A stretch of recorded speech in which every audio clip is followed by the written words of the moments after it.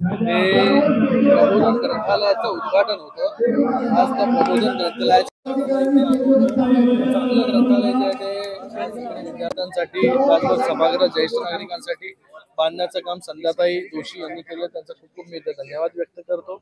आणि त्यांच्या माध्यमाने स्वेटर देखील इथे ज्येष्ठ नागरिकांना वाटण्याचं करतायत। गेले 4 टर्म जे आहेत ते नगरसेवक आहेत, त्यांच्या मार्गदर्शनाखाली चांगलं काम या मतदारसंघ या वॉर्डमध्ये सुरू आहे। त्यांना मी खूप खूप शुभेच्छा देतो। 2019 साली मंगलप्रभात लोढा, विनोद तावडे आणि आदित्य ठाकरे यांच्या हस्ते मँगोज पार्कचं इथे उद्घाटन करण्यात आलं होतं, पण ते अजून तयार झालेलं आहे, पण अद्याप जनतेसाठी ते उघडण्यात आलेलं नाही। जर तयार झाला असेल तर लगेचच ते फॉलोअप करून जनतेसाठी कसं उघडता येईल लगेच आम्ही करू। काय त्यामध्ये प्रॉब्लेम नाही झाला पाहिजे। आज तुमच्या पक्षाच्या वतीने आज धनंजय मुंडे आणि वाल्मिकी कराड यांच्या विरोधात आज आंदोलन करण्यात आलेलं आहे।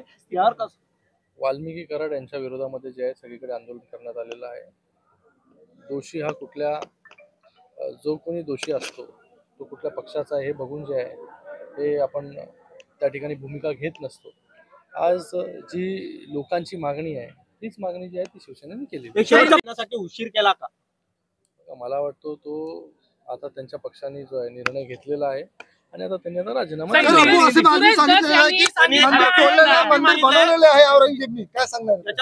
शिंदे साहेबांनी तीव्र शब्दामध्ये सभागृहामध्ये अबू आसिम आझमीचा निषेध केलेला आहे। आम्ही देखील त्याचा तीव्र शब्दामध्ये निषेध करतो आणि अशी जी वृत्ती आहे तिला योग्य वेळ जे ते ठेचलं पाहिजे।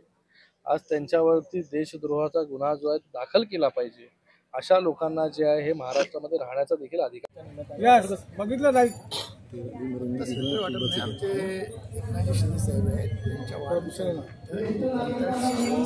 साठी ग्रंथालय सुरू करण्यात त्यांच्यासाठी वेंगुला केंद्र सुरू करण्यात आलेलं आहे।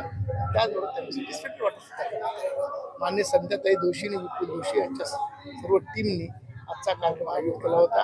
ज्येष्ठ नागरिकांचा आशीर्वाद सुद्धा आमच्या साहेबांना लाभावे तर साहेबांनी वेगवेगळ्या योजना ज्येष्ठ नागरिकांसाठी आणलेल्या आहेत। देवदर्शन योजना असेल, भविष्य योजना असेल, आणखी वेगवेगळ्या योजना आणलेल्या आहेत। त्यांचा सुद्धा लाभ त्यांना व्हावा त्यांच्या आशीर्वाद साहेबांना मिळावे। तसेच आज आपण पाहतो तुमच्या पक्षाच्या वतीने आज आंदोलन करण्यात आलं ठिकठिकाणी। हा आंदोलन घेण्यासाठी तुम्ही उशीर केला? असं नाही, योग्य निर्णय झाला पाहिजे होता आणि आज तो योग्य निर्णय झाला। जे जनतेच्या मनात आहेत त्याच्यासाठी आम्ही सदैव आमचा पक्ष रस्त्यावर असतो। आव्हानाचं असं म्हणणं आहे की मंत्रीपद फक्त मी काढून घेणार नाही तर याच्यासाठी सुद्धा मागे लागणार की आमदार पद काढण्यासाठी सुद्धा।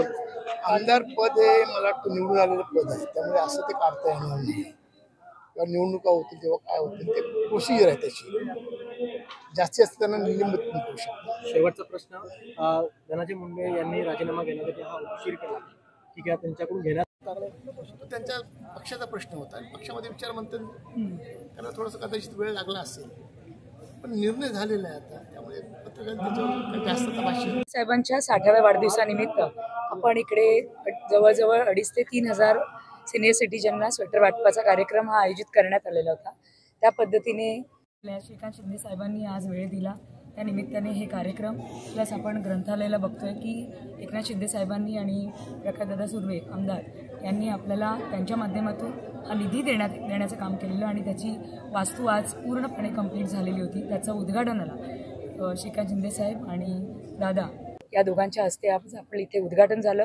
प्लस आपण 60व्या वाढदिवसानिमित्त एकनाथ शिंदेंच्या इथे स्वेटर वाटपाचा कार्यक्रम, भव्य दिव्य कार्यक्रम या ठिकाणी आयोजित।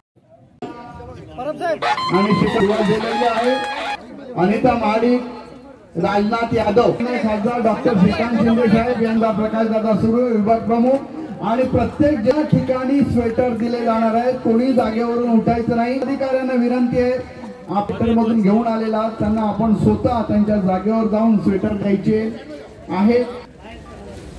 या ठिकाणी हे 1-1-1.5 एकरचे मोठे मैदान बोरिवलीचे सर्व पुरुष महिला संतोष येऊ दे। बोरिवलीचे